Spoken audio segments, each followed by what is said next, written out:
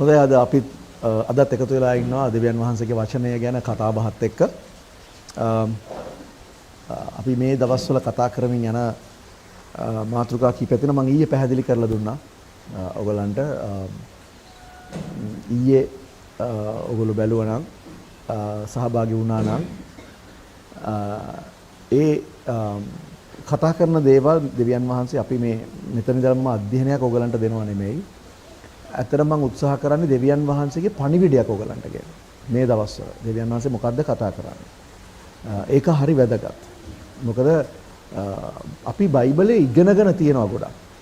අපි ඉගෙනගෙන අපි දේවල් දැනගෙන කාරණාවල් වටහාගෙන ඒ වගේ තියෙනවා. නමුත් වැදගත් වෙන්නේ බයිබලයේ ඉගෙන ගන්න එක හොඳයි, ඒක කරන්න ඒක ප්‍රශ්නයක් නෑ, ඒක හොඳයි. නමුත් ඊට වඩා වැදගත් දෙවියන් වහන්සේ දැන් මොනවාද කියන්නේ අපිට? අන්න ඒ දේ කරන එක. හරි. අර බයිබලයේ කියනවානේ මේ අසන්නෝ විතරක් නොවි කරන්නෝ වෙන්න කියලා නේද? එහෙම තියෙනවද බයිබලේ? වචනේ ගැන කතා කරනකොට. ඉතින් අපේ චර්ච් වල අය ක්‍රිස්තියානිය ගොඩාක් පුරුදුලා තිනවා අහන්න. හොඳට අහනවා. අනේ සුවච කීකරු හොඳ ළමයි වගේ අහගෙන ඉන්නවා. කිසිම ප්‍රශ්නයක් නැහැ. හොඳට අහගෙන ඉන්නවා. ඉතින් ඒ වෙලාවේ ඇහුවොත් නම් ඔක්කොම මතකයි. ඒ වෙලාවේ ඇහුවොත් මතක එක ප්‍රශ්නයක් නැහැ. ඒක හොඳයි. මේ අහගෙන ඉන්න එක හොඳයි. ඒක වෙන්න ඕනේ. හැබැයි අහගෙන ඉන්නවා වගේම ඊට වඩා ඒ අහගෙන ඉන්න දේ අපේ ජීවිතේ ක්‍රියාත්මක වෙන්න ඕනේ. කරන්නෝ වෙන්න ඕනේ. ඒ කරන්නෝ වෙනකොට තමයි දෙවියන් වහන්සේ ප්‍රසන්න වෙන්නේ. මම හිතන්නේ මම ඊයේද කොහෙද මේ කතාව කිව්වේ? ඊයේ නැත්තම් පෙරදමට මතක නැහැ. මම කිව්වා මේ අපිට බෑ දෙවියන් වහන්සේව සර්ප්‍රයිස් කරන්න. හරි දන්නවද ඒක? දෙවියන් වහන්සේව සර්ප්‍රයිස් කරන්න බෑ. අර දැන් බර්ත්ඩේ සර්ප්‍රයිස්, සරවා සර්ප්‍රයිස්, මේ සර්ප්‍රයිස් දෙනවනේ. දැන් අදත් පොඩි බර්ත්ඩේ එකක් තියෙනවා පොඩි පුතෙක්ගේ. නෑ අපි සර්ප්‍රයිස් දෙන්න බෑ. දැන් මේ අපිට සර්ප්‍රයිස් දෙන්න පුළුවන්. දෙවියන් වහන්සේට සර්ප්‍රයිස් දෙන්න බෑ. ඇයි දන්නවද? දෙවියන් වහන්සේ වෙන දේවල් ඔක්කොම දන්නවා. හරි? හැබැයි දෙවියන් වහන්සේට සර්ප්‍රයිස් දෙන්න බෑ වගේම බැරි වුණාට උන්වහන්සේව ප්‍රසන්න කරන්න පුළුවන්. හරි? උන්වහන්සේව සන්තෝෂ කරන්න පුළුවන්. එයාව සර්ප්‍රයිස් කරන්න බෑ. සාමාන්‍යයෙන් අපි සර්ප්‍රයිස් කරන්නේ සන්තෝෂ කරන්න නේද? දැන් කෙනෙක්ක බර්ත්ඩේ එකට හරි ඒව කරන්නේ එයාව සතුටු කරවන්න. සර්ප්‍රයිස් එකක් දුන්නාම සර්ප්‍රයිස් ගියාම එයා සතුටු වෙනවා. ඉතින් අපි සතුටුයි එයා සතුටු වුණාට. නේද? ඒකනේ එහෙමනේ වෙන්නේ නේද? ඉතින් ඒකේ සර්ප්‍රයිස් දෙන එකේ අවසාන අරමුණ සතුටු කිරීමනේ. නේද? ඒතර දෙවියන් වහන්සේව අපිට සතුටු කරන්න පුළුවන්. ඕගොල්ලෝ හිතන්නේ මොකක්ද දෙවියන් වහන්සේ සතුටු වෙන කාරණේ මොකක්ද? වැඩියක්ම දෙවියන් වහන්සේ සතුටු වෙන කාරණේ මොකක්ද? හරි මම මෙහෙම අහන්නම්කෝ. දෙවියන් වහන්සේ වඩාත්ම දුක් වෙන කාරණේ මොකක්ද? වඩාත්ම දුක් වෙන කාරණේ මොකක්ද? බයිබලෙම ගත්ත හැකි ඔන්න වැඩි දුර යන්න ඕනේ නැහැ. බයිබලෙම අපිට ගත්ත හැකි. මම මේක පෙන්වන්න මේ උත්සාහ කරේ නැහැ. ඒ ගැන කතා කරන්න මේ මතක් වෙන නිසා මේ පොඩ්ඩක් පෙන්වන්න හදන්නේ. දෙවියන් වහන්සේ දුක් වෙන කාරණය. හරි? ගොඩාක්ම දුක් වෙන කාරණයක් තියෙනවා. හරි?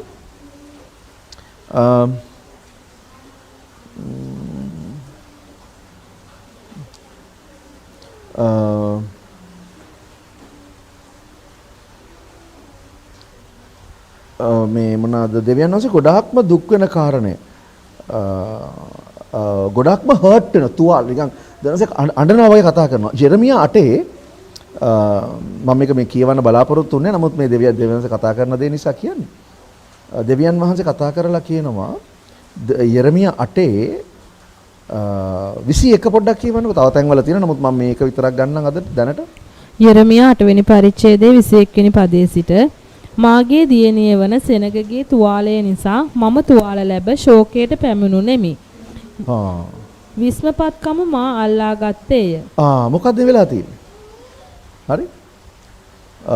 මේ හරි? ඒ කියන්නේ මේ බලන්න 19 තියෙනවා. හරි? මේ ඒ කියන්නේ දෙවියන් වහන්සේගේ සෙනගගේ වේදනාව නිසා, ඒ කියන්නේ තුවාලේ නිසා තුවාල වෙලා තියෙනවා උන්වහන්සේ. ඒ වගේම දෙවියන් වහන්සේ කතා කරලා කියනවා නොවට මම කනගාටු වෙනවා මම මිනිස්සයා හදපු එක ගැන පොළවේ කියලා. හරි. ඇයි එහෙම කනගාටු වෙන්නේ? මොන වෙලාවටද උන්වහන්සේ කනගාටු වෙන්නේ? දුක් වෙන්නේ අපි ගැන වැඩිපුරම. අකීකරු වුණාම. දෙවියන් වහන්සේගෙන් ඈත් වෙලා, දෙවියන් වහන්සේගේ ස්වභාවය ඈත් වෙලා, දෙවියන් වහන්සේට අකීකරු වෙන වෙලාවෙදී දෙවියන් වහන්සේ දුක් වෙනවා. හරි. එතකොට දෙවියන් වහන්සේ සතුටු වෙන්නේ මොන වෙලාවෙද? වැඩිපුරම. දැන් යේසුස් වහන්සේ ගැන මතකද දෙවියන් වහන්සේ කතාවක් කිව්වා. ඒ කියන්නේ මේ පියාණන් වහන්සේ මතෙව් පොතේ 3 වෙනි පරිච්ඡේදේ නේද? හරි. බලන්න දෙවියන් වහන්සේ සතුටු වෙන අවස්ථාවක්. හරි. මතෙව් 3 වෙනි පරිච්ඡේදයේ යේසුස් වහන්සේ බෞතිස්ම වෙනවා. හරිද? බෞතිස්ම වෙලා යේසුස් වහන්සේ සමයන් මේ ගඟෙන් උඩට එනකොටම මතෙව් 3:17 මතෙව් 3 වෙනි පරිච්ඡේදයේ 17 වෙනි පදේ මොහු මාගේ ප්‍රේමවන්ත පුත්‍රයාය. මොහු කෙරෙහි ඊතා ප්‍රසන්නව සිටිමි අහසෙන් හඬක්. ඊතා ප්‍රසන්නව සිටිනවා. නිකම් ප්‍රසන්නව නෙමෙයි. ඊතා ප්‍රසන්නව සිටිනවා. ඇයි ඒ? යේසුස් වහන්සේ කීකරු වෙච්ච නිසා. බෞතිස්මයට කීකරු වෙච්ච නිසා. හරි? ඉතින් දෙවියන් වහන්සේ ප්‍රසන්න කරන්න අපිට පුළුවන්. දෙවියන් වහන්සේව සතුටු කරන්න අපිට පුළුවන්. සර්ප්‍රයිස් කරන්න බැරි වුණාට සතුටු කරන්න පුළුවන්. කොහොම සතුටු කරන්නේ? උන්වහන්සේට කීකරු වෙන්නේ. එතකොට ඒක නිසා වචනේ අහන අය විතරක් නෙමෙයි. වචනේ ඇහුවා කියලා උන්වහන්සේ ප්‍රසන්න නැහැ. ඒ කියන්නේ ඒ ප්‍රසන්නයි වචනේ අහන එකට එතනින් අපි නැවතුනොත් දෙවියන් වහන්සේ ප්‍රසන්න වෙන්නේ නැහැ. වචනේ අහලා විතරක්මදි ඒ අහන වචනය අපි ක්‍රියාවට නංවන්න ඕනේ අපේ එදිනෙදා දවසේදී. එදිනෙදා ජීවිතේදී. මම ඊයේත් කතා කරලා කිව්වේ ගොඩක් මොකක්ද දන්නවද? එදිනෙදා ජීවිතේ. මේ අපේ ගොඩාක් වෙලාවට අපි උත්සාහ කරනවා වෙන් කරගන්න. මගේ සාමාන්‍ය ජීවිතය මේක, මගේ ආත්මික ජීවිතය මේක. එහෙම දෙකක් නැහැ. මගේ සාමාන්‍ය ජීවිතයයි ආත්මික ජීවිතයයි කියලා දෙකක් නැහැ. එක ජීවිතයයි. එකයි. ඔයා එදිනෙදා මිනිසුත් එක්ක වටා පිටාව ඉන්න මිනිසුත් එක්ක අසල්වාසීන් එක්ක ජොබ් එක කරන තැන මිනිසුත් එක්ක එක වගේ ව්‍යාපාරයේ වැඩ කරන අයත් එක්ක මොනවා හරි ඔයා ගනුදෙනු කරන විදිය.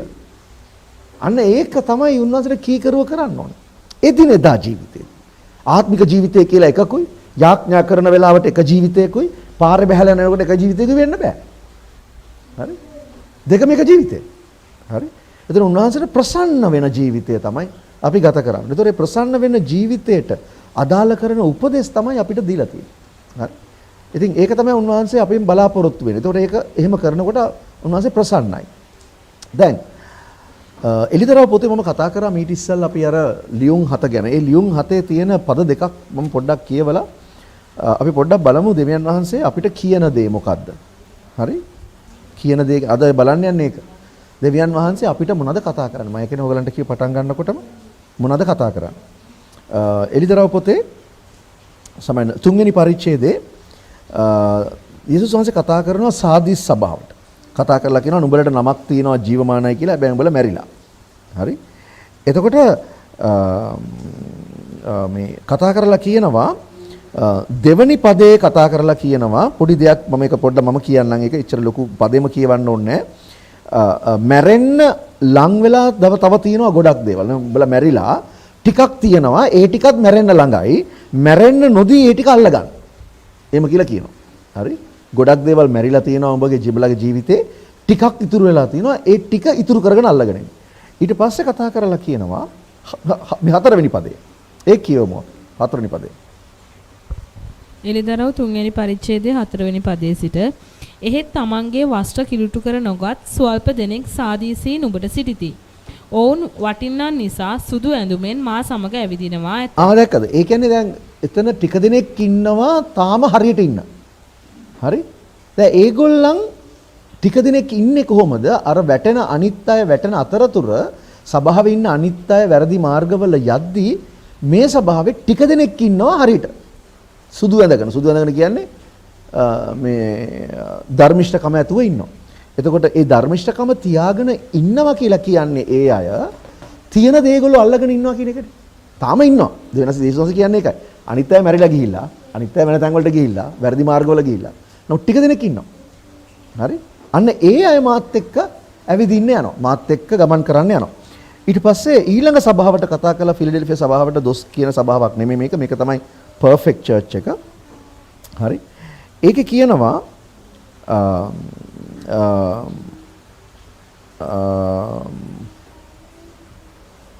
පොඩ්ඩක් ඉන්න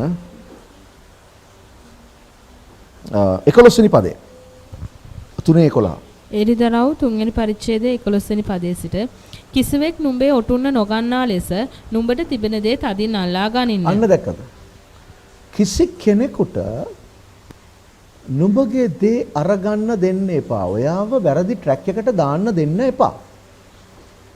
ඒ නිසා ඔයා මෙච්චර කල් ආපු ගමනේ ඉදිරියට යන්න කිසි කෙනෙකුට ඉඩ දෙන්න එපා. ඔයාගෙන් එක හොරකම් කරන්න. හරි? ඒ නිසා මොකද අපිට කියන්නේ? තදින් අල්ල ගන්න. තදින් අල්ල ගන්න. මම අද කතා කරන්න යන්නේ ඒක ගැන. තදින් අල්ලා ගැනීම ගැන. මොකද්ද මේ කතා කරන්නේ? මොකක් ගැනද මේ කියන්නේ? මම කියන්නේ අපිට ආත්මික ජීවිතයයි සාමාන්‍ය ජීවිතයයි කියලා දෙකක් නැහැ. තියෙන එක ජීවිතයයි. එක හැසිරීමයි. අපේ හැසිරීම යාඥා කරන වෙලාවට එක විදිහකුයි සමාජයේ හැසිරෙනකොට gedara ඉන්නකොට තව විදිහකුයි වෙන්න බෑ. හරි? හැමතැනම එකයි. ඒක මම පැහැදිලිව ඔයගලන්ට කියලා තියෙනවා. ඒ නිසා ඒ ජීවිතය තුළ දෙවියන් වහන්සේට ප්‍රසන්න වෙන්න ඕනේ. මම ගනුදෙනු කරන විදිහ, මම මිනිස්සුත් එක්ක ගනුදෙනු කරන විදිහ දෙවියන් වහන්සේට ප්‍රසන්න වෙන්න ඕනේ. හරි? එතකොට අපි ඒ ගැන කල්පනා කරමින්ද ඉන්නේ නැත්නම් අපි ඒ ගැන උනන්දුවක් දක්වනවද? නැත්නම් අපිට ඕන විදිහට අපි හැසිරෙනවද? අපිට සුපුරුදු පරිදි. අපේ පුරුදු ගතිගුණ. ඔයගොල්ලෝ දන්නවා අපිට තියෙනනේ පුරුදු ගතිගුණ නේද? මේ මගේ හැටි. නේද? එහෙම තියෙනනේ මගේ කියලා තියෙනවනේ දේවල් ටිකක් නේ. ඒ මම. ඒ මගේ හැටි. මම පොඩි කාලේ ඉඳලා එහෙම තමයි. හරි. ඉතින් පොඩි කාලේ ඉඳලා එහෙම කියලා වෙනස් වෙන්න කැමති නැහැ. එහෙම බෑ. යේසුස් වහන්සේගේ ගති ලක්ෂණ, යේසුස් වහන්සේගේ ස්වභාවය අප තුල ඇති කර ගන්න ඕනේ. අපේ පරණ ස්වභාවය නැති කරගන්න. මම මේ කතාව ඔයගලන්ට කියලා තියෙනවා මිට ඉස්සලා. ඒ නිසා අපේ ඒ හැසිරීම මිනිස්යන් එක්ක එදිනෙදා ජීවිතේදී උන්වහන්සේට ප්‍රසන්න වෙන්න ඕනේ. තේරුණාද? ඔයා මම මේක මං හිතන්නේ ගිය ඉරිදත් මම මේ කතාව කිව්වද කොහෙද? ඔයා ලක්ෂයක් සෙනගට සුභාරංචිය කියලා ඒ ලක්ෂම යේසුස් වහන්සේ පිළි අරන් ඔයාට ලක්ෂක චර්ච් එකක් තිබුණත් වැඩක් නැහැ. හරි. වැඩක් නැහැ. වැඩක් නැහැ. වැඩක් නැහැ. අය දන්නවා. දෙවියන් වහන්සේගේ ගති ලක්ෂණ වාතුල නැත්තම්. හරි. හොඳයි. ගලාති 5.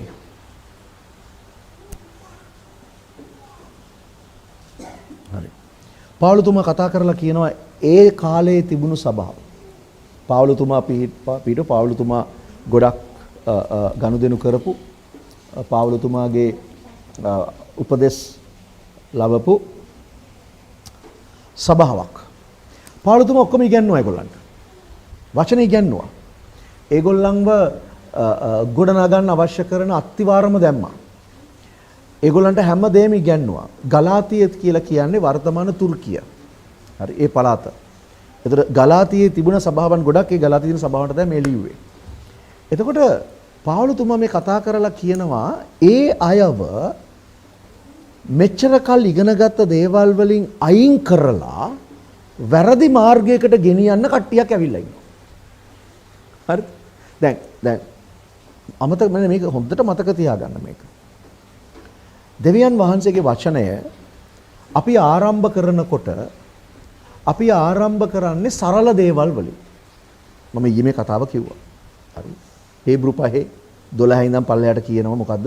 නුඹලා මේ වෙනකොට ගුරුවරුව වෙන්න සිටුණත් නුඹලාට කවුරු හරි ඇවිල්ලා ක්‍රිස්තුස් වහන්සේගේ මූලික කාරණා ගැන අත්තිවාරමේ කාරණා ගැන තාම උගන්වන්න ඕනේ. උඹලා ඝනාහාර නොව කිරි බොන්න පුරුදු වෙලා තියෙනවා. මතකනේ මම දවසක් මං අවුරුදු ගානකට ඉස්සෙල්ලා මේක නාට්‍යයක් වගේ රඟ දැක්කෙව්වා. මතකද මන් දන්නේ. හරි. බෝතලයක් ගෙනල්ලා ලොකු අර මෙගා බෝතලයක් ගෙනල්ලා සූප්පුවක් ගහලා මතකද මං කරා එහෙම. ඉස්සර චූටි බෝතලෙන් බිව්වා දැන් ලොකු බෝතලෙන් බොනවා. බොන්නේ කිරිමයි. හරි මතකද මන් දන්නේ. මම මේ සෙනග ඉස්සරහම තමයි ඒක කරෙත්. දැන් ඒක ඩ්‍රාමා එකක් මම නාට්‍යයක් රඟ දැක්කෙව්වා. ඇයි දන්නවද? ඒක ඔළුවේ මතක හිටින්න. ඇයි මොකද මතක? කිරි බොන එක. කිරි බොනවා කියලා කියන්නේ හැමදාම ඇදහිල්ල ගැන කතා කරනවා, සඵලත්වය ගැන කතා කරනවා, නැවත නැගිටීම ගැන කතා කරනවා, ඒව ගැන කතා කරනවා. සම්පූර්ණත්වයට එන්නේ නැතුව. ඒ නිසා පවුලතුමා කියනවා මේ ක්‍රිස්තුස් වහන්සේගේ මූලික කාරණා පසු කරලා සම්පූර්ණත්වයට යන. සම්පූර්ණත්වය කියන්නේ යේසුස් වහන්සේගේ ස්වභාවය. ඒකට හැරෙන්න. ඒ ගමන යන්න, මෙතන ඉඳන් මෙතනට යන්න. එතකොට පවුලතුමා මොකද කරේ? මේ ගලාති සභාවට අත්විවරමේ කාරණාවල් දුන්නා. ඒ කියනවා. මූලික කාරණා ඒ කියනවා. දැන් ඒගොල්ලන් සම්පූර්ණත්වයට යන්න ඕන එකේ දැන් වචනේ උගන්වනකොට මතක තියාගන්න කුඩා ඉස්සලා පටන් ගන්නේ වගේ සුළු කාරණා. ඒ සුළු කාරණා තව වැඩි දියුණු වෙන්න ඕනේ සුද්ධකම කරා යන ගමනට. මම දන්නේ තේරුණාද කියලා ඔයගලන්ට. පොඩ්ඩක් මේක අහගන්න හොඳට. හොඳට අහගන්න මේක. අපිට ඉස්සල්ලා සුද්ධකම යේසුස් වහන්සේගෙන් එනවා කියලා, ධර්මිෂ්ඨකම යේසුස් වහන්සේගේ ලේවලින් එනවා කියලා අපි කතා කරලා අපි මේ දේවල් දැනගත්තට පස්සේ ටික කාලයක් ගියාට පස්සේ අපිට එනවා ටිකක් වැඩිපුර. ඒ කියන්නේ අපි මෙහෙම ගන්නක උදාහරණයක්. අපි සාමාන්‍යයෙන් පාපය කියලා දැනගත්ත දේවල් තියෙනවනේ. පාපය කියලා. මිනී මැරීම, හොරකම් කිරීම, කාම මිත්‍යාචාරය. ඒ වගේම ඔය ඒ වගේ දන්නවනේ පාපය කියලා දේවල් ටිකක් තියෙනවනේ. දැන් අපි මුලදී දැනගෙන හිටියේ ඕක තමයි පාපය කියලා. ඒ කිරිබොන කාලේ. කිරිබොන කාලේ පාපය කියන්නේ ඕක. හරි. දැන් වර්ධනය වෙනකොට, ගොඩ නැගෙනකොට වෙන්න ඕනේ ඒක තව පාපය කියන එක තව ඒරියාස්. ඒ කියන්නේ ඒක තව අපේ ජීවිතවල තියෙන ආකල්ප වලට හැරෙනවා. හරි. අපි පෙරේද කතා කරා, මං හිතන්නේ ඊයේත් කතා කරා යසායා 30 පාපයට පාපය එකතු කරන පිණිස නුඹලා මාගෙන් නොවිමසා ඊජිප්තුවට මිසරයට ගියාට දුක් වේ කියලා. ඒතර පාපයට පාපය එකතු කරනවා. හරි. add sin to sin. පාපයට පාපය එකතු කරනවා. එතකොට කොහොමද එකතු කරන්නේ? අර අපි කියපු මිනී මැරීම, හොරකම් කිරීම ඒව නෙමෙයි මේ කතා කරන්නේ. දෙවියන් වහන්සේගෙන් අහන්නේ නැතුව තීරණ ගන්නකොට. දෙවියන් වහන්සේගෙන් අහන්නේ නැතුව කාරණා කරනකොට ඒක පාපය. දැන් ඕක මුල් කාලේදී අපිට කිව්වේ නැහැ. ඇයි? අපිට දරන්න බෑ. ඒතර අපිට දුන්නේ කිරි. එතකොට දුන්නේ අර පාපය ගැන. දැන් අපි දන්නවා පාපය වෙනවා තව දේවල් තියෙනවා කියලා. ඒතර දෙවනස මොකද කරන්නේ? අපි ටික ටික ක්‍රමක්‍රමයෙන් උන්වහන්සේගේ පුත්‍රයාගේ ස්වරූපයට හරවනවා. ඒකයි මේ කරන්නේ. හරි? එතකොට ඉගැන්වීමක් වෙනස් වෙනවා කියන මම අදහස් කරන්නේ ඉගැන්වීම ඒ එකම මාර්ගයේ වර්ධනය වීමක් මිස තනිකර ඒකෙන් අයින් වෙලා වෙන දෙයකට යන්න බෑ. මුල් ඉගෙන ගත්ත දේ වැරදි නැහැ කියලා කියන්න බෑ. හරි? තේරුණාද? දැන් මම උගන්වලා තියෙන ඕගොල්ලන්ට සූර්ය නමස්කාරය වැරදි කියලා. බයිබලේ තියෙනවනේ. දැන් සූර්ය නමස්කාරය වැරදි කියන එක මම ඉගැන්නුවේ මොන්ටිසෝරියාට. ඕගොල්ලෝ මොන්ටිසෝරි යන කාලේ මම ඉගැන්නුවා. මගේ මොන්ටිසෝරියට මම මොන්ටිසෝරි උගන්වපු කාලේ මම එහෙම උගන්වන්නේ මොන්ටිසෝරි ඉගන්නුවා, 2 වසර ඉගන්නුවා, 5 වසර ඉගන්නුවා, O level දැන් එහෙම උගන්වගෙන යනවා. ඒතර මොන්ටිසෝරි උගන්වන කාලේ මම ඉගන්නුවා මොකද්ද? සූර්ය නමස්කාරය වැරදි. දෙවියන් වහන්සේට පිළිකුල් ඒක. දැන් ඉගැන්වීම වෙනස් වෙනවා කියලා සූර්ය නමස්කාරය හරි වෙන්න බෑනේ. නේද? දැන් ඉගැන්වීම වෙනස් වෙනවා කියලා දැන් සූර්ය නමස්කාරය හරි වෙන්න බෑ. පැහැදිලිද මං කියන්නේ? තව ඒක එහාට එක්ස්පෑන්ඩ් වෙනවා මිසක් මේ පැත්තට හැරෙන්න බෑ. තේරෙනවද මං කියන එක? හරි? ඒ නිසා ඉගැන්වීම තව අපිට අපේ ඇස් ඇරලා අපේ දර්ශනපතය වැඩි කරලා අපිව තව යේසුස් වහන්සේගේ ස්වරූපයට ගෙනියනවා මිසක් අපිව වෙන මාර්ගයකට ගෙනියන්න බෑ. පැහැදිලි මං කියන එකනේ? ආරයිට්. හොඳයි. මේ මෙතන උනේ ගලාතියේ අත්තිවාරමේ කාරණා උගන්වලා තිබුණා පාවුලතුමා. ඒගොල්ලන්ට කාරණා කියලා දීලා තිබුණා. ඒගොල්ලෝ දැනගෙන හිටියා. හරි? හැබැයි ඒගොල්ලෝ ඒ මාර්ගයේ ඉස්සරහට යන්නේ නැතුව වෙන පැත්තකට හැරෙන්න ගත්තා. හරි? ඒ විවස්ථාවේ පැත්තට. දැන් මම විවස්ථාව ගැන මම කතා කරන්නේ. පාවුලතුමා කතා කරා. ගලාති 5 7 වෙනි පදයේ කියපන්. ගලාති 5 වෙනි පරිච්ඡේදයේ 7 වෙනි පදයේ සිට නුඹලා හොඳාකාර දුවමින් උන්නහුය. සත්‍යයට කීකරු නොවන ලෙස නුඹලාට බාධා කළේ කවුද? දැක්කද? ඔය පෙළ උඹලා හරියට දිව්වා. You ran well. ඔයා රේස් එක ට්‍රැක් එකේ ගියා මෙච්චර කල්. ඒකයි මේ කතා කරලා කියන්නේ. නුඹලා මෙච්චර කල් හොඳාකාරව කියලා තියෙනවා. හොඳාකාර කියන වචනේ වැරදි වගේ. ඒක නිකන් හොඳාකාරව දුව කියන්නේ ඔයා දුවන ස්ටයිල් එක හොඳයි වගේ. එහෙම එකක් නැහැ. වගේ ස්ටයිල් එක වැඩක් නැහැ. දුවන ට්‍රැක් එකයි වැදගත්. ඔයා මෙච්චර කල් ට්‍රැක් එකේ හිටියා. ඒකයි කියන්නේ. ඔයා මෙච්චර කල් හරි ට්‍රැක් එකේ දිව්වා. හරි? හැබැයි කවුද නුඹලට බාධා කරේ සත්‍යයට සත්‍යයෙන් ඈත් කරන්න? එහෙම තියෙන්නේ. සත්‍යයට කීකරු නොවන ලෙස කවුද උඹලව කරේ? ඒ කියන්නේ කවුරු හරි ඇවිල්ලා කරලා තිනවා. මට ඒක පෙන්වන්න ඕන. කවුරු හරි ඇවිල්ලා එක කරලා තිනවා. ඒක ඉබේ වුණේ නැහැ. ඒක නිකන් ඔයා හිතලා එහෙම කරේ නැහැ. කවුරු හරි ඔයාව ට්‍රැක් පෙන්නුවා. යේසුස් වහන්සේ කතා කරලා කියන්නේ ඒකයි. තියෙන දේ තදින් අල්ල ගන්න කියන්නේ ඇයි දන්නවද? ඔයාට තියෙන දේ ඔයා මෙච්චර කල් ඉගෙනගත්ත දේ මෙච්චර කල් දැනගත්ත සත්‍ය ඒක තව ඒ සත්‍යය කියන මාර්ගයේ තව ඒක පරාසය ලොකු වෙනවා මිසක් ඒකේ හැරෙන්න බෑ. ට්‍රැක් එක පනින්න බෑ. වෙන ට්‍රැක් එකකට යන්න බෑ. පැහැදිලිද මං කියන්නේ? දැන් මේගොල්ලන්ට එක වෙලා. ඒක වෙලා තියෙන්නේ කොහොමද? කවුරු හරි කරලා. අහනවා කවුද කරේ? කවුද උඹලව ට්‍රැක් පෙන්නුවේ? හරි. කවුද ට්‍රැක් පෙන්නුවේ? මොකද ඉස්සල්ලා වැරදි කියලා ඉගෙන ගත්ත දේ දැන් හරි වෙන්න බෑ. සහ ඉස්සර දැන් හරි කියලා ඉගෙන ගත්ත දේ වැරදි වෙන්න බෑ. ඒක තව එක්ස්පෑන්ඩ් වෙන්න ඕනේ. ඒක තව ව්‍යාප්ත වෙන්න ඕනේ. මම කතා කරලා සුද්ධකම පාපය කියලා අපි දැනගෙන හිටියේ මේ ටික විතරයි. දැන් අපි දන්නවා අකීකරුකම පාපය කියලා. දෙවියන් වහන්සේගෙන් අහන්න නැතුව කරන දේවල් පාපය කියලා. ඒක තව අරකේ ඉදිරියට යෑමක්. නමුත් ඒක හැරෙන්න බෑ. දැන් කාටද කියන්න බෑ කාමීත්‍යාචාරය කිරීම හොඳයි, හොරකම් කිරීම හොඳයි, මිනිමැරීම හොඳයි කියලා කියන්න බෑ. තේරුණා නේද? ඒ වගේ. එතකොට මම උදාහරණ ගන්නෙ. පාවුලතුම කතා කරලා කියනවා උඹලා දිව්වා මෙච්චර කල් කවුද උඹලව ට්‍රැක් පෙන්නුවේ? ඊළඟ පදේ. මොකද්ද කියන්නේ? ඔය පෙළඹීම නුඹලා කැඳවන තැනන් වහන්සේගෙන් නොවේය. ඔය පෙළඹවීම නුඹලා කැඳවපු දෙවියන් වහන්සේගෙන් නෙමෙයි. ඒ කියන්නේ මේ සභාව ඇතුලේ ඉන්නෑම තමයි මේ වැරදි උගන්වලා තියෙන්නේ. මේ පාවුලතුමා කතා කරන දේ ගලාති සභාවට ලියන දේ ඒ ඇතුලෙම ඉන්න අය තමයි කතා කරලා තියෙන්නේ. හරි. බැටළු හැම පොරව ගත්ත වෘකය වෙනවා. එන්නේ මොකටද? අර ඔටුනු හොරකම් කරා. දෙවියන් යේසුස් වහන්සේ කියනවා නුඹලා මෙච්චර කල් හරියට ආව ගමනක්. තියෙන දේ අල්ල ගන්න තදී. හැබැයි ඒක හොරකම් කරන්න දෙන්න එපා කාටවත්. හරි. හැබැයි සාදි සභාවට කතා කරලා කියනවා වැටෙනවා. නුඹලා මැරෙනවා. ගොඩක් උඹලගේ තියෙන දේවල් මැරිලා ටිකක් ඉතුරුලා තියෙනවා. ඒකවත් අල්ලගනින්. හරි. හොඳයි. ඊට පස්සේ 8 වෙනි පදය 9 වෙනි පදය මුහුන් ටිකකින් මුළු පිට පිපෙන්නේය. දැක්කද? මුහුන් ටිකකින් මොකද වෙන්නේ? මුළු පිටම පිපෙනවා. මුහුන් වලින් සංකේතවත් කරන්නේ පාපය. ඒ කියන්නේ ඒ ගෲප් එකක් ඇතුලේ කණ්ඩායමක් ඇතුලේ සභාවක් ඇතුලේ එක්කෙනෙක් හිටියනම් ඇති. සභාව ඇතුලේ එක්කෙනෙක් හිටියනම් ඇති. මොකද වෙන්නේ? එයා මුහුන් ටික දානවා අරයකට. වටේට දානවා මුහුන්. මුහුන් ටිකක් ඇති මුළු පිටම පාපයට ගේන්න. ඒක නිසා මේක කියන දේ සීරියස් ගන්න. මේ පාවුලතුමා කතා කරලා මේක මේ ගලාතීට කියපු කතාවක් විතරක් නෙමෙයි. මේක මේ විශේෂයෙන් අද කාලේ අපිට කියපු කතාවක්. හරි. ඔයගොල්ලෝ දන්නවද මේ සපලත්වයේ පණිවිඩය? සපලත්වය කියලා මේ සපලත්වය කියන එක වැරදි නෑ. දෙවියන් වහන්සේ අපිට ආශිර්වාද කරනවා. ඒක වෙන කතාවක්. නමුත් අපි හොයාගෙන ඉන්නේ මේ ලෝකේ සපලත්වය නෙමෙයි.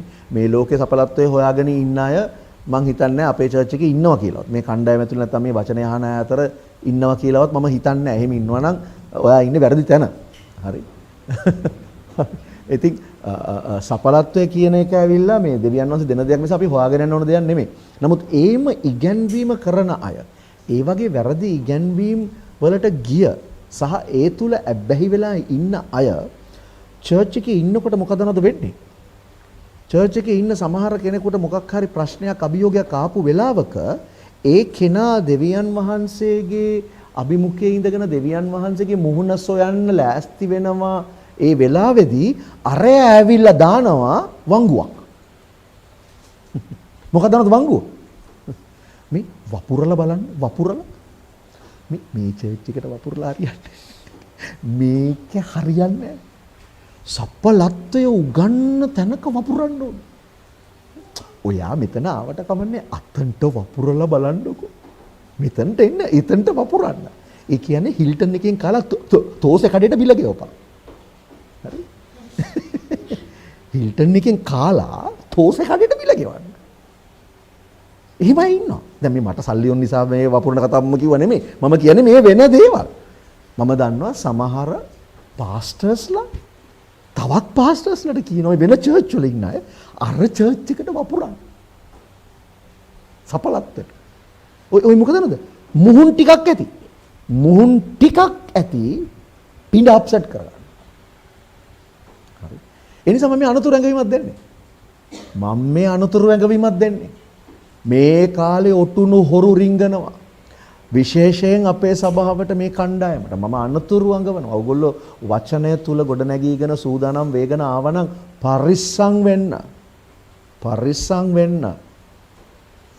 දෙවියන් වහන්සේගෙන් ඕගොල්ලන් ලබාගත්ත දේ හොරකම් කරන්න ඔටුනු හොරු රිංගනවා. රිංගන්නේ බයිබලේ අරගෙන. හරිද? මේකේ උගන්නන එක්ස්පර්ට්ස්ලා හැටියට එන්නේ. හරි. මේකේ එක්ස්පර්ට්ලා හැටියට එන්නේ මේක. අපි දන්නවා අපිට උගන්නන්න එපා. අපි ඇවිල්ලා අපි එහෙම තමයි එන්නේ. ගලාති සභාවටත් ආවේ එහෙමයි තමයි. කවුද උඹලව මේව කරේ? කවුද ඒ දේ කරේ? හරි. ඊළඟ පදේ කියවන්න. 10 වෙනි පදය. හොඳට අහගන්න මේක. 10 වෙනි පදේ. නුඹලා වෙන කල්පනාවකින් යුක්තව සිටින්නේ නැත කියා ස්වාමින් වහන්සේ තුල මම නුඹලා ගැන විශ්වාස කරමි. නුමුත් නුඹලාව වියවුල් කරන තැනැත්තේ කවරෙක් නුමුත් ඔහු තමාගේ දඬුවම විඳිනවා ඇත. තමාගේ විනිශ්චය දඬුවම නෙමෙයි. ජජ්මන්ට් විනිශ්චය. එයා කවුරු වුණත් වියවුල් කරන කෙනා විනිශ්චය ලබනවා. මම මේක ඇඟිල්ල දික් කරලම කියනවා. ඔක්කොටම. මෙතන ඉන්න අයටත් ඉන්ටර්නෙට් එකේ බලන අයට වියවුල් කරන හැදුවොත් කණ්ඩායම ඇතුලේ ඔයා කවුරු වුණත් දෙවියන් වහන්සේගේ උදහස විනිශ්චය ඔයා ලබනවා. මම නෙමෙයි කියන්නේ. පවුලතුමා බයිබලෙත් ඒ කතාව කියනවා. හේතුව ඇයි දන්නවද? දෙවියන් වහන්සේගේ මාර්ගයේ යන කෙනෙක් යේසුස් වහන්සේගේ හරි ඉගැන්වීම තුල ගොඩනැගෙන කෙනෙක්ව ඒ ට්‍රැක් එකෙන් පන්නනවා කියන්නේ මහා උදහසකට ලක් වෙන දෙයක්. හරි. ඔයා විනාශයට යන එක වෙන කතාවක්. සෙනගක්ව විනාශයට අරන් යනකොට ඒ හැමෝගෙම ජීවිත ගැන ලේවලට වට වග කියන සිත් වෙනවා. ඒ නිසා පරිස්සම් වෙන්න. හරි. ඒ නිසා පරිස්සම් වෙන්න. 13 ඉඳලා කියවන්නද? ගලාති 5 වෙනි පරිච්ඡේදයේ 13 වෙනි පදය. මක්නිසාද සහෝදරයනි නුඹලා නිදහස්කමට කැඳවනු ලැබුවෝය. එහෙත් නුඹලාගේ නිදහස මාංශයට ප්‍රස්තාවක් පිණිස ව්‍යවහාර නොකොට ප්‍රේමයෙන් එකිනෙකාට සේවය කරන්නෝ වේයල්ලා. මොකද කියන්නේ? නුඹලා නිදහසට කැඳවුවා. කොහොමද නිදහසට කැඳවුවා කියලා කියන්නේ? අපි දකිනවා බයිබලයේ අපිට කියනවා මෙන්න මෙහෙම කතාවක්. මනුෂ්‍ය පුත්‍රයා යම්කිසි කෙනෙක්ව නිදහස් කරා නම් ඔහු ඇත්තෙන්ම නිදහස්. මේ ලෝකේ බැඳීම් වලින් මේ ලෝකේ දේවල් වලින් ඇබ්බැහිවීම් වලින් මොනවා හරි දේවලින් අපි බැඳිලා හිටියානම් මේ ලෝකෙට යේසුස් වහන්සේ ළඟට ආවහම අපි නිදහස් වෙනවා විතරක් නෙමෙයි අපිව නිදහසට කැඳවලා තියෙනවා. නිදහස ජීවත් වෙන්න. ඒ නිදහසට ජීවත් වෙන්න කැඳවපු එක මාංශය තෘප්තිමත් කරන්න අවස්ථාවක් කරගන්න එපා. ඒකයි කියන්නේ. අපි නිදහස්. අපිට ග්‍රේස් එක තුල ඉන්න පුළුවන්. අපි අනුග්‍රහය තුල අපි ඉන්නේ. හරි. එතකොට අපි අනුග්‍රහය තුල ඒ ග්‍රේස් එක තුල අපි යනකොට හරි අපිට නිදහස තියෙනවා. ඒ නිදහස මාංශය පිනවන්න අවස්ථාවක් කරගන්න එපා. මොකද එහෙම කරපු ගමන් මොකද වෙන්නේ? අපි දෙවියන් වහන්සේගෙන් ට්‍රැක් එක පැනන වෙනවා. හරි. ඒ නිසා මොකද කරන්න කියන්නේ? ඒ නිසා නුඹලා එකිනෙකාට සේවය කරන්න ආදරෙන්. එකිනෙකාට මොනවද කරන්න කියලා තියෙන්නේ? උපදෙස් දෙන්න. එකිනෙකාට උපදෙස් දීලා වචනේ උගන්වන්න. එකිනෙකාට මොනවාද? සේවය කරන්න. ප්‍රේමය, ආදරය. එකිනෙකාට සේවය කරන්න.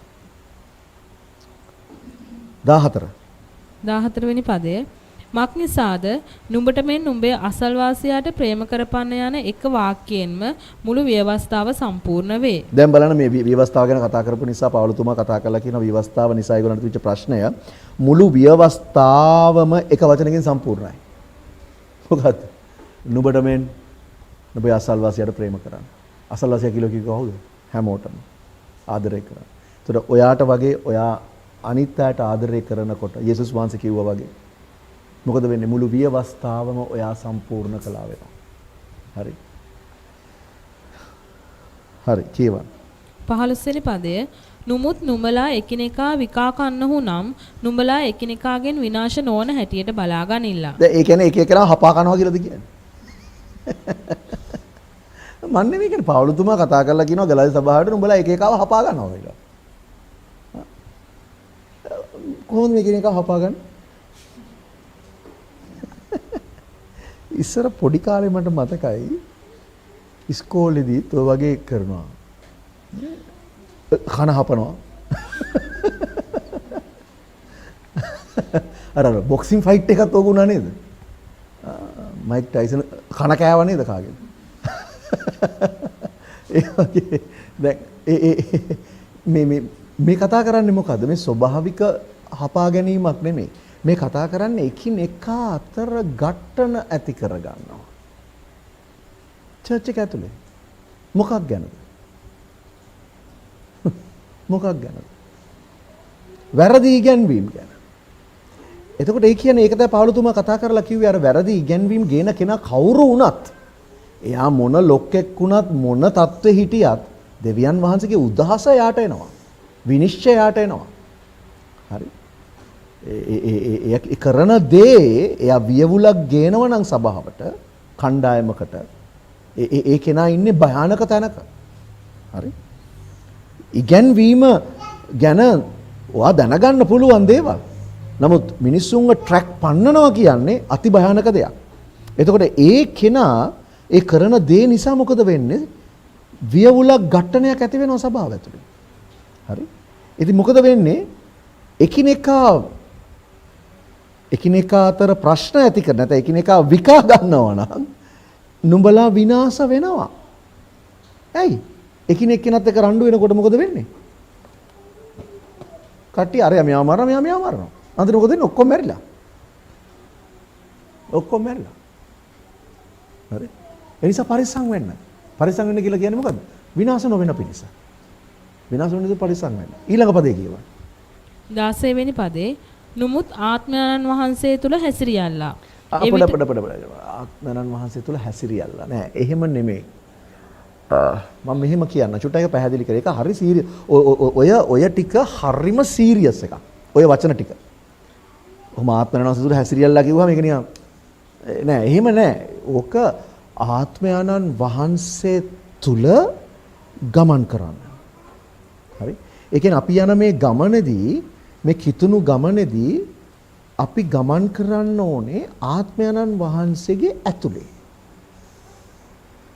ආත්මයන්න් වහන්සේ අපේ ඇතුලේ තියාගෙන නෙමෙයි.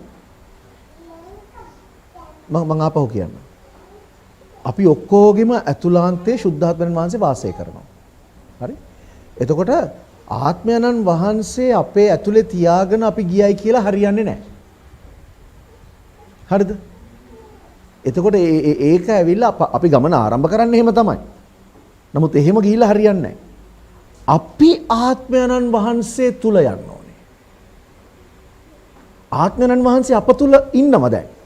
හැබැයි අපි ඒක එහාට ගිහිල්ලා අපි ඒක තුල වර්ධනය වෙලා ආත්මයන්න් වහන්සේ වැඩි වෙනකොට මොකද වෙන්නේ මගේ ජීවිතේ? මම කියන කෙනා ආත්මයන්න් වහන්සේ තුලට යනවා. හරි? ඒතර ආත්මයන්න් වහන්සේ තුල හැසිරෙන්න කියලා සිංහලෙන් තියෙන එක ඉංග්‍රීසියෙන් තියෙන walk in the spirit. ඒ කියන්නේ walk කියන්නේ මේ ගමන් කරනකොට ඉතින් මේ ජීවන අපි ජීවිතේ එදිනෙදා ජීවිතේදී. එදිනෙදා ජීවිතේදී අපි ගනුදෙනු කරනකොට මිනිස්සුත් එක්ක අසල්වාසියෙක් වෙන්න පුළුවන්, රැකියාව කරන තැන කෙනෙක් වෙන්න පුළුවන්. මම දන්නේ නැහැ කවුරු හරි වෙන්න පුළුවන්. ගෙදර ඉන්න අය වෙන්න පුළුවන්. කවුරු හරි. ඒ ගනුදෙනු කරන හැම කතාබහකදී, හැම හැසිරීමකදී, හැම දෙයකදීම ක්‍රියාත්මක වෙන්න ඕනේ ආත්මයන්න් වහන්සේගේ ලක්ෂණ. එහෙම වෙන්න නම් මොකද වෙන්න ඕනේ? අපි එයා තුල ඉන්න ඕනේ. එයාව අපි තුල තියාගෙන හරියන්නේ නැහැ. මොකද එයාව අපි තුල උන්වහන්සේව අපි තුල ඉන්නවා කියලා කියන්නේ මෙන්න මේකයි වෙන්නේ. සුද්ධාත්මයන් වහන්සේ මන් තුල ඉන්නවා. මන් තමයි දැන් ප්‍රකාශ වෙන්නේ. හරිද? ඒතර වෙන්නේ මොකක්ද දන්නවද? මොනවා හරි අප්සෙට් එකක් වෙනවා. කවුරු හරි මට අප්සෙට් එකක් කරනවා. කවුරු හරි කෙනෙක් මට මේකක් කරනවා. මොකද කරන්නේ? මගේ ප්‍රතිචාරය මොකද වෙන්නේ? ඉස්සල්ලා එන්නේ මගේ ප්‍රතිචාරය. ඊට පස්සේ තමයි තේරෙන්නේ ආනේ මේක වැරදීනේ කියලා. දැන් ඒ ස්වභාවය තියෙනවා අලුතෙන් ආපු අයට. ඒක කරදර වෙන්න එපා. ඔයගොල්ලෝ අලුතෙන් යසුස් ළඟට ආවා නම් ඕක තමයි ස්වභාවය වාගේ. හරි? මම මේ කතා කරන්නේ අලුතෙන් ආපු අයට නෙමෙයි. මම මේ කතා කරන්නේ වර්ධනය වෙච්ච අයට. මම ඒකනේ කිව්වේ මුලදී නුඹලා මේ වෙනකොට ගුරුවරු වෙන්න තිබුණත් නුඹලාට මූලික කාරණා උගන්වන්නලා තියෙනවා කියලා. අවුරුදු ගාණක් ඉගෙන ගත්ත අය ඔය තත්ත්වෙ ඉන්න බෑ. අලුතෙන් ගැලවීම ලැබලා අලුතෙන් බදුනච්ච කෙනෙක් හරි ඒක ඉන්න පුළුවන්. මොකද එහෙම තමයි තත්ත්වෙ තියෙන්නේ.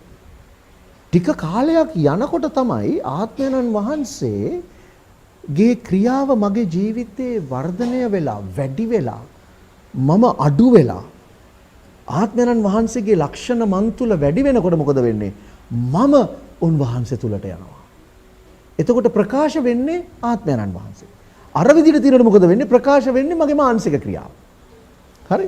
ඊටු පදේ කියවන්නකො. ඒතර පැහැදිලි කරනවා. පැහැදිලි වෙනවා. ඒ විට නුඹලා මාංශයේ තෘෂ්ණා සම්පූර්ණ කරන්නේ නැතයි කියමි. ඒ කියන්නේ ආත්මයන්න් වහන්සේ තුල ඉන්නවා නම් මොකද කරන්නේ? මාංශයේ තෘෂ්ණාව ඔයා සන්තෝෂ කරන්නේ නැත. ඒක ක්‍රියා කරන්නේ නැහැ. ක්‍රියා කරන්න බෑ. කොහොමද වෙන්නේ?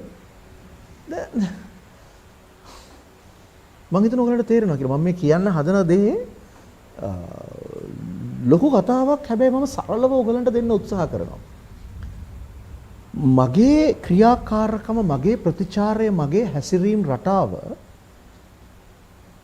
ආත්මයන්න් වහන්සේගේ හැසිරීම් රටාව වෙන්න මම කියන කෙනා මැරිලා ආත්මයන්න් වහන්සේ ක්‍රියාත්මක වෙන්න ඕනේ. ඒතර මම ඉන්නේ ආත්මයන්න් වහන්සේ ඇතුලේ. හරිද? නමුත් ආත්මයන්න් වහන්සේ මගේ තුල ඉන්නවා කියලා කියන්නේ තාම මම මගේ හැසිරීම කරන්නේ. ඒක මාංශයේදී. ඒතර මම ආත්මයන්න් වහන්සේ තුල නම් තමයි මම මාංශයේ ක්‍රියා කරන්න යන්නේ නැත්තේ. හරි? මාංශයේ ක්‍රියාවලට ඉඩ දෙන්නේ නැත්තේ. ඒව තෘප්තිමත් කරනවම යන්නේ නැහැ. යන්න බෑ මට. ඇයි? ආත්මයන්න් වහන්සේ ඉන්නේ. ඊට කියවන්නකො. 17 වෙනි පදය. මක් නිසාද මාංශය ආත්මයන්න් වහන්සේට විරුද්ධවද ආත්මයන්න් වහන්සේ මාංශයට විරුද්ධවද ආශා කරයි. දැන් ආසා නෙමෙයි. යුද්ධ කරයි. දැන් බලන්නකො තනිකර විරුද්ධ විකෘති පදයක්නේ දාලා තියෙන්නේ. අනේ මාංශය ආත්මයන්න් වහන්සේට ආසා කරන්නේ නැහැ. ආත්මයන්න් වහන්සේ මාංශයට ආසා කරන්නේ නැහැ. sorry. විරුද්ධයි. හරි? ආත්මයන්න් වහන්සේ මාංශයටද මාංශය ආත්මයන්න් වහන්සේටද විරුද්ධව සිටිනවා. ඝට්ටනයක් ඇති වෙලා තියෙනවා. ඔයාගේ ඇතුලේ. ඒතර මොකද වෙන්නේ? ඔයා අපි ශුද්ධාත්මයන්න් වහන්සේ මගේ ඇතුලේ ඉඳගෙන වර්ධනය වෙන්න ශුද්ධාත්මයන්න් වහන්සේ ක්‍රියා කරනකොට මගේ මාංශය ඒකට විරුද්ධ වෙනවා. මගේ මාංශය ඒකට විරුද්ධව නැගී සිටිනවා. නැගී සිටිලා සාධාරණකරණීය කරනවා. ඒවා සාධාරණකම් කරනවා. ඒක හරි කියලා සාධාරණකරණීය කරන්න එක්ස්කියුසස් දෙනවා. මේක කරේ මෙහෙම නිසා, මගේ මේ ස්වභාවය නිසා, මගේ මෙහෙම නිසා, මං අරහෙම නිසා, අරයා නිසා, මෙයා නිසා, මන් නිසා නෙමෙයි. මොකද මාංශය කැමති නෑ වැරද්ද පිළිගන්න. හරි. ඒක තමයි ආදම්ගේ ස්වභාවය. ආදම් මේකනේ කිව්වේ. ආදම්ගේ ඒ ස්වභාවය මානසික ස්වභාවය. මම නෙමෙයි අනිත ඔක්කොම වැරදි. මං හරි. ආත්මයන් වහන්සේ කියනකොට හදාගන්න කියලා එක්ස්කියුස් එක දෙනවා. නිදහසට කාරණේ ගෙනල්ලා ඒක අහගෙන්නේ. ඒ නිසා තමයි ඝට්ටණය ඇති වෙලා තියෙන්නේ. ක්‍රිස්තියානි අපේ ජීවිතේ මේ ඝට්ටණය ඇති වෙන්නම ඕනේ. ඔයාට එහෙම ඝට්ටණයක් නැත්තම් ඔයා ගැලීම ලැබලා නැහැ. ඔව් මම ආපහු කියන්න. මට වැරදුන්නේ නැහැ. ඔයාගේ ඇතුලේ මේ වගේ ආත්මයන් වහන්සේ මාංශය අතර ඝට්ටණයක් නැත්තම් ඔයා ගැලීම ලැබලා නැහැ. ගිහලා ගැලීම ලැබලා එන්න. බෞද්ධිස්ම වෙන්න ආපහු. නාලා ඇවිල්ලා තියෙනවා. සබන් නැතුව.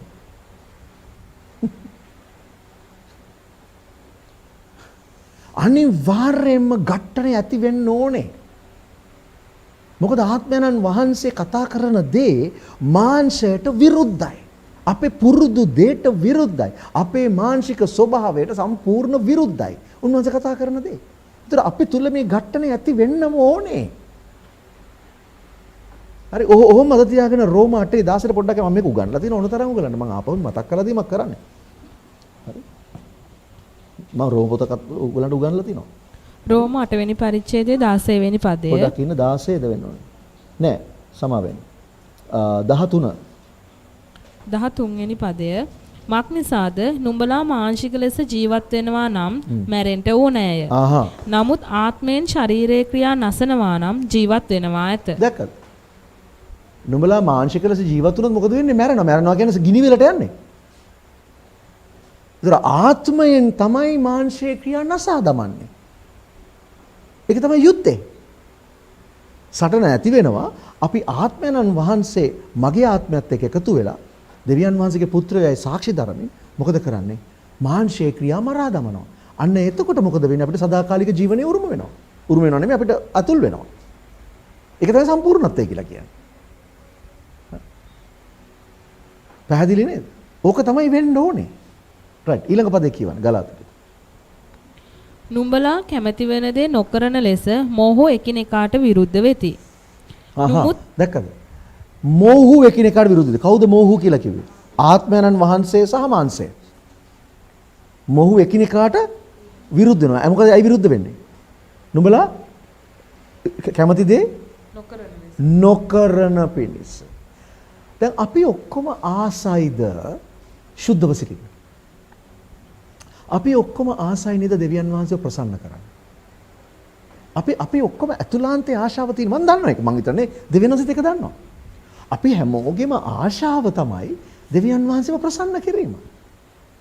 හැබැයි අපි ආසද්දේ නොකරන පිණිස මාංශය ආත්මයට විරුද්ධව නැගී සිටිනවා. හරිද? ඒකයි යුද්ධේ. ඒ සටන ජය ගන්න පුළුවන් වෙන්නේ ආත්මයෙන් මාංශය මරා දැම්මොත් විතරයි. මාංශේ ක්‍රියා. හරිද? ඒතර අපි ප්‍රකාශ වෙනකොට අපි හැසිරෙනකොට අපේ එදිනෙදා ජීවිතේ සාමාන්‍ය ජීවිතේ හැසිරීමේදී අපේ ස්වභාවය තමයි මේක තීරණය කරන්නේ. මගෙන් ඇහුවා එක්කෙනෙක් දවසක්. මම හිතන්නේ ඊයේද කොහෙද? ප්‍රශ්නයක්. කොහොමද අපි දැනගන්නේ කෙනෙක් ආත්මයන් වහන්සේගෙන් පූර්ණව ඉන්නවද කියලා? හරි. කියවන්න ඉදිරි පදේ. 18 වෙනි පදේ නුමුත් නුඹලා ආත්මයන් වහන්සේ විසින් ගෙන යනු ලබන්නහු නම් නුඹලා විවස්ථාව යටතේ නොවන්නහුය. ඉන්දින් මාංශයේ ක්‍රියා ප්‍රකාශව තිබේ. එනම් වෛශ්‍යාකම, අපවිත්‍රකම, සල්ලාලකම, රූප වැඳීම, මායාව, සතුරුකම්, විවාදය, ඊර්ෂ්‍යා, ක්‍රෝධ, පක්ෂවාදීකම්, බේද, ලබ්ධි බේද, වෛර, බීමත්කම, මංගල්‍ය ഘോഷා සහ තවත් එවැනි දේවල්ය. අන්න ඔය ලිස්ට් එකක් තියෙනවා. මේවා තමයි මාංශේ ක්‍රියා. දැන් අපි එදිනෙදා ජීවිතේ හැසිරෙනකොට ඔය එකක් හරි අපිට තියෙනවා නම් දැන් ඔය වගේ තව ලිස්ට් එකක් තියෙනවා. ඔය ලිස්ට් එක ඉවර නෑ ඔතනින්. පාළුතුමා ඔතන ලිස්ට් එක ගිහලා අන්තිමට මොකද කරන්නේ? මේවැනි දේවල්. ඒක තව ලිස්ට් එකේ තියෙනවා ගොඩක්. හරි. මේවැනි දේ. ඕවා තමයි මානසික ක්‍රියා. දැන් ඔය වගේ දේවල් අපේ එදිනෙදා ජීවිතේදී අප තුලින් ප්‍රකාශ වෙනවාද? ප්‍රශ්නාර්ථය. ක්‍රෝධය, වෛරය, ඊර්ෂ්‍යාව, විවාදය. පක්ෂවාදීකම. මේවා. තියනවද ප්‍රශ්නාර්ථ. එහෙමනම් අපි තුලින් ඒවා ප්‍රකාශ වෙනව නම් එහෙනම් අපි ක්‍රියා කරන්නේ මාංශයට අනුවයි. මොකද මාංශයේ ක්‍රියා දැන් ප්‍රකාශ වී තිබේ. හරි. ඔය දන්නවද තව දෙයක්? මාංශයේ ක්‍රියා ප්‍රකාශ වෙන්නේ ආත්මයන් වහන්සේ ආවමයි කියලා. නැත්තම් තේරෙන්නේ නැනේ. මේක මාංශයේ ක්‍රියා කියලා. ඒක මගේ සාමාන්‍ය ක්‍රියාව වෙනවා. දැන් මගේ ජීවිතේ සාමාන්‍ය ක්‍රියාව තමයි ඕවා. දැන් මම දන්නවා වෛශ්‍යකම ආරම්භය එහෙම මම කතා ඒ මං කර ප්‍රධාන දේවල් ටිකක් තියෙනවානේ. අපි දන්න ඒ කොහොමද පාපය කියලා. මම කතා කරන්නේ ඒව නෙමෙයි. හරි. විවාදයනේ වාරවම ඒවා ඔක්කොම අර හැසිරෙන විදිහ ඒ දේවල් අපේ ජීවිතේ සාමාන්‍ය දේවල් ඒවා. හරි. ඒක වැරදි කියලා ඒක මාංශයේ ක්‍රියා වෙනවා. ඒක නැත්තම් ඒක වැරදි කියලා අපිට තේරෙන්නේ කොහොමද? මොන වෙලාවෙද? ආත්මයන් වහන්සේ ආවමයි. ඒතර ආත්මයන් වහන්සේ ආවහම මාංශයේ ක්‍රියා ප්‍රකාශ වෙනවා. හරි? පැහැදිලි නේ?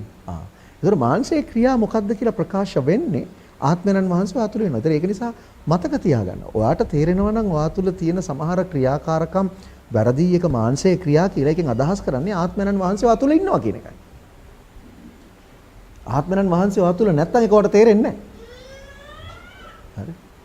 මම කියන්නේ කිව්වේ යුද්ධයක් නැත්තම් ඔයාගේ ඇතුලේ සටනක් නැත්තම් ඔයා ආසා කරන දේ ඔයාට කරන්න බැරුව මාංශයකට විරුද්ධව ක්‍රියා කරනවා නම් එහෙනම් ඒක තමයි ඔයා තුල තියෙන හොඳම සාක්ෂිය ඔයා යේසුස් වහන්සේ තුල ගැලීම ලැබලා ඉන්නේ කියලා. හැබැයි ඔයාගේ තුල යුද්ධයක් නැත්තම් ඔයා මාංශයේ ක්‍රියා ඔක්කොම තියාගෙන හරියට ඉන්නවා නම් ඔයා ගැලීම ලැබලා නැහැ. ඒ නිසා අපහු ගැලීම ලබන්න මුල ඉඳලා. මුල ඉඳලා හරි සුභාරංචිය අහන්න වෙනවා. බැප්ටයිස් වෙන්න වෙනවා. හරි ගමන එන්න වෙනවා. හරි. ඒතර මාංශයේ ක්‍රියා ප්‍රකාශ වෙලා තියෙනවා. දැන් ඒ වගේම ආත්මයන්න් වහන්සේගේ ක්‍රියා ප්‍රකාශ වෙලා තියෙනවා. ඒ මොනවාද? ඊටු ටික ඊළඟ පදේ. මේ බඳු දේ කරන්නන්ට දෙවියන් වහන්සේගේ රාජ්‍යයේ උරුම නොලැබෙන බව මම නුඹලාට ප්‍රථම කී ලෙසම දැනුත් කලින් නුඹලාට කියමි. දැන් බලන්න. ඒ කියන්නේ මාංශයේ ක්‍රියා කරන අය හොඳට අහගන්න මේක මම නෙමෙයි කියන්නේ බයිබලයේ කියන්නේ. ආපහු කියවන්න ඒ පදේ ආපහු කියවන්න මේ දැන් මාංශයේ ක්‍රියානේ අපි කියෙව්වේ. අර ඊර්ෂ්‍යාව, ක්‍රෝධය, වෛරය අරවා මේවා ඔක්කොම ලිස්ට් එක තවත් මේ බඳු දේ කියලා ඒව කරන අය මොකද වෙන්නේ? මෙබඳු දේ කරන්නන්ට දෙවියන් වහන්සේගේ රාජ්‍යයේ උරුම නොලැබෙන බව මම නුඹලාට ප්‍රථම කී ලෙසම දැනුත් කලින් නුඹලාට කියමි. දැනුත් මම කියනවා මොකද්ද? මේ මාංශයේ ක්‍රියා කරන අය ස්වර්ගයට යන්නේ නැහැ. මම නෙමෙයි කියන්නේ මම නෙමෙයි බයිබලෙ තියෙන්නේ. පාවුලුතුමා කතා කරන්නේ එයා බලලා ගන්න. ඔක සුද්ධත්වනවා සිලිවේ. ඒ ක්‍රියා කරන අය මම කියන්නේ කිව්වේ ලක්ෂයක් ඔයා සුභාරංචිය කියලා.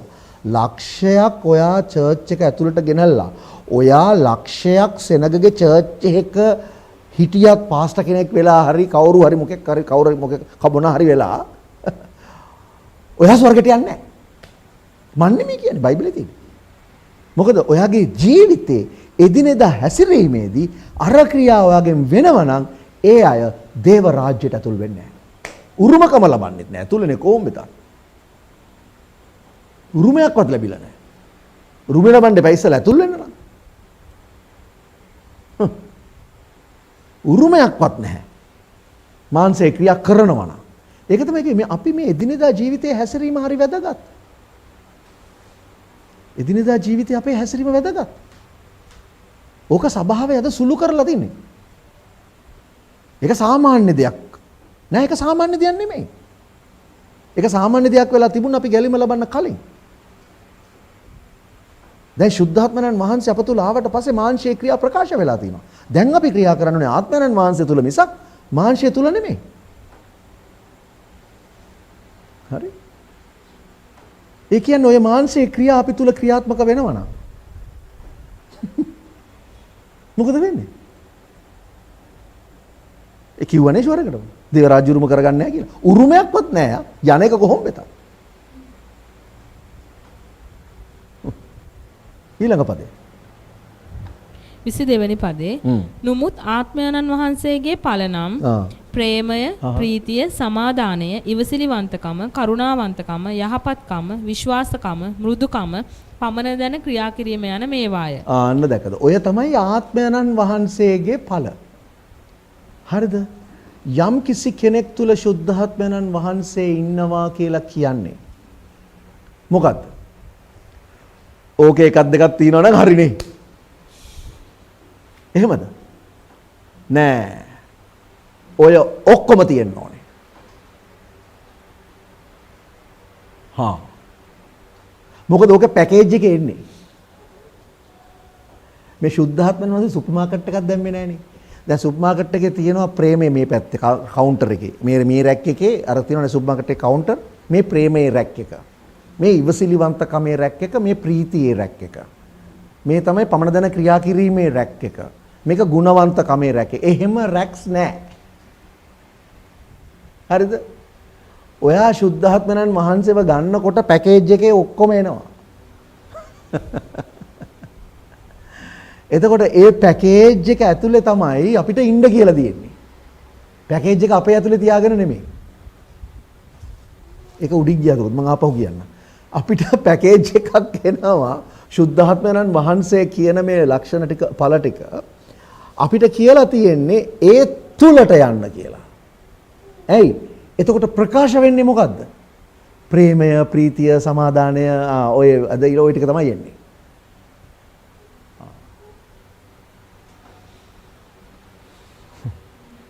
හැබැයි ආරම්භ කරන්නේ කොහොමද? ආරම්භ කරන්නේ උන්වහන්සේ අප තුල. ඉඳගෙන මොකද කරන්නේ? අපිව ක්‍රමක්‍රමයෙන් ටිකෙන් ටික අපි තුල ඒ ස්වභාවය ඇති කරමින් යනවා. ඒ ස්වභාවය ඇති කරන ලයි මාංශය මොකද කරන්නේ? විරුද්ධව නැගී සිටිනවා. මොකද මාංශය කැමති නෑ මැරෙන්න. එතකොට මොකද වෙන්නේ? අපි සටන් කරනවා. හරිද? සටන් කරනවා. කොහොමද සටන් කරන්නේ? ආත්මෙන් සටන් කරනවා. නෑ. මම තීරණය කරනවා. මම ආත්මයන්න් වහන්සේගේ ස්වභාවයට යනවා. මම උන්වහන්සේද කියලා. ඒ යනවා. අරින් ෆයිට් කරනවා. මං තීරණ ගන්නවා. දැඩි තීරණ ගන්නවා.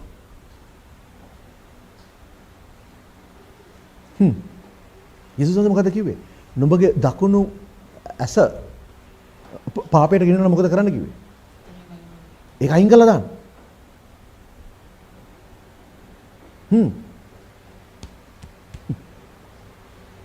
දැඩි තීරණ. මොකද ඔයා පාපයට යන ඔයාව වැරදි මාර්ගයේ යන දොරවල් වහන්න ඕනේ. මේ මාර්ගේ යන්න, මේ ට්‍රැක් එකේ දුවන්න, මේ රේස් එක මේ ට්‍රැක් එකේ දුවන්න. ඒකයි පාළුතුමා කිව්වේ. නුඹලා හරි ට්‍රැක් එකේ දුව කවුද උඹලව පැන්නුවේ ට්‍රැක් එකේ?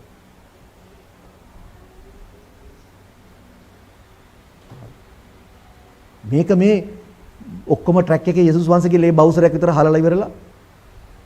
ට්‍රැක් එක දැන් හරි ඔයා ඕන ට්‍රැක් එකේ යන්න ලේ ඔක්කොම තියෙනවා දැන් හරි කියලා ඒව හරියන්නේ නැහැ. මොකද ඔයාගේ එදිනෙදා හැසිරීමේදී අර මාංශීය ක්‍රියා කරනවා නම් දෙවියන් වහන්සේගේ රාජ්‍ය උරුමකම ලබන්නේ නැහැ. මන් නෙමෙයි කියන්නේ ගලාති 5 කියන්නේ. දෙවියන් වහන්සේ අපිට මේ කාලේ කතා කරන්න ඕන ඕක. දෙවියන් වහන්සේ සභාවට කතා කරලා කියන්නේ මොකක්ද දන්නවද? ඕගොල්ලෝ හිතන්න එපා මේ ඕගොල්ලෝ හැමදාම චර්ච් එකට ගියා කියලා හැමදාම යාඥා කරා කියලා යේසුස් වහන්සේ ගිහිම බලාගෙන ඉන්න සෙනගක් වුණා කියලා ලෑස්ති කියලා නෑ. ඔයාගේ තුල සුද්ධාත්මයන් වහන්සේගේ ඵල එදිනෙදා ජීවිතයේදී නිරන්තරයෙන් ප්‍රකාශ වෙන තැනට ඔයා ඇවිල්ලා නැත්තම් ඒක අඩුම ගානේ ගමනේවත් ඔයා යන්නේ නැත්තම් අඩුම ගානේ එහෙම සටනක්වත් ඔයා කරන්නේ නැත්තම් මාංශයත් එක්ක sorry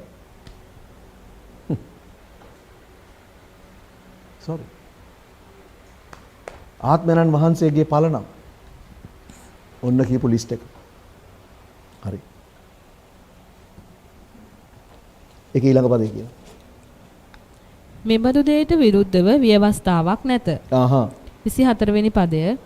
තවද ක්‍රිස්තුස් වහන්සේට අයිති තැනැත්තෝ මාංශය එහි ආශා සහ තෘෂ්ණා සමග කුරුසෙහි යන ගැසුවෝය. දැන් පොඩ්ඩක් කියන්න මොකද්ද කිව්වේ? අනේ ආපහු කියවන්න එක කොහොමද? තවද ක්‍රිස්තුස් වහන්සේට අයිති තැනැත්තෝ පොඩ්ඩක් කියන්න ක්‍රිස්තුස් වහන්සේට අයිති තැන. ක්‍රිස්තුස් වහන්සේව දන්න අය කියලා කිව්වේ නෑනේ. දැන් ගොඩාක් චර්ච් එකේ ඉන්න අය, ක්‍රිස්තියානි අය ක්‍රිස්තුස් වහන්සේව දන්නවා. බයිබලේ දන්නවා. වචනේ දන්නවා. ක්‍රිස්තුස් වහන්සේව දන්න අය නෙමෙයි. ක්‍රිස්තුස් වහන්සේට මොකද්ද? අයිති තැනත්ත. අයිති අය. ආහා. මොන වගේ දේ අය? මාංශය එහි ආශා සහ තෘෂ්ණා සමග කුරුසියෙහි ඇන ගැසුවෝය. මාංශයයි ඒකේ ආසාවලුයි ඔක්කොම මොකද කරලා තියෙන්නේ? කුරුසිය ඇන ගැහුවොත් මොකද වෙන්නේ කෙනෙකුට? මැරෙනව නේද? වෙන විදිහින් කියන්නේ මොකද්ද කරලා තියෙන්නේ? මරලා. ඒ කියන්නේ යේසුස් වහන්සේගේ කුරුසියේ ඒ කෙනා මොකද කරලා තියෙන්නේ? මාංශයයි ඒ ආසාවලුයි ඔක්කොම ඇන ගහලා මරලා දාලා. කවුද මරලා තියෙන්නේ?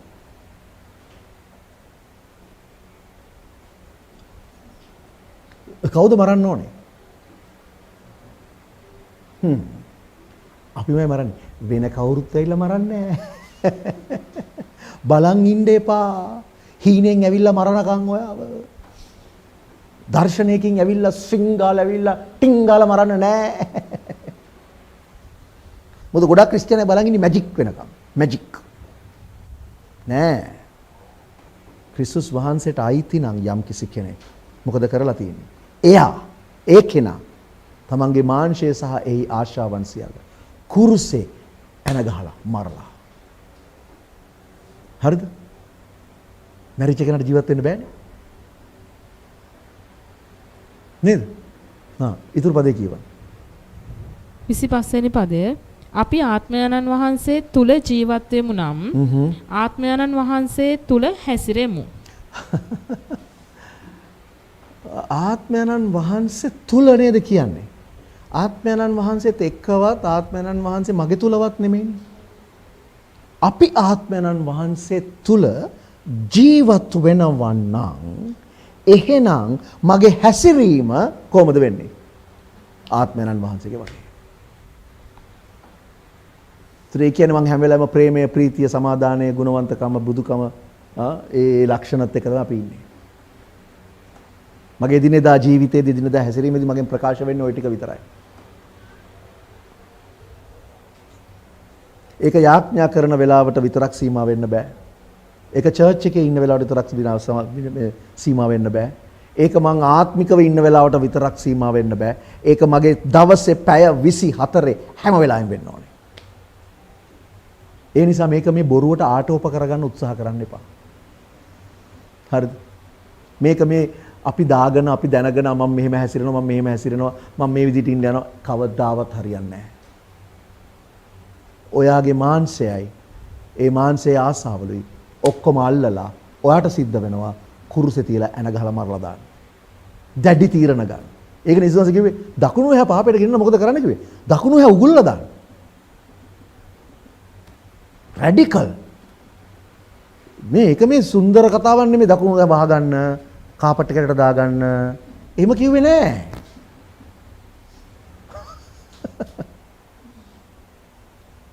අපේ try කරන්නේ ඒක කාපට් එකකට දාලා වහ ගන්නවා ස්වාමීනි මේ අර වන්න ස්පොට් එකකින් මෙහෙම අර එක කරගෙන ප්ලාස්ටර් එක දාගෙන වහගෙන හරියන්නේ නැහැ. ගලවලා උගුල්වලා දාන්න ඕනේ.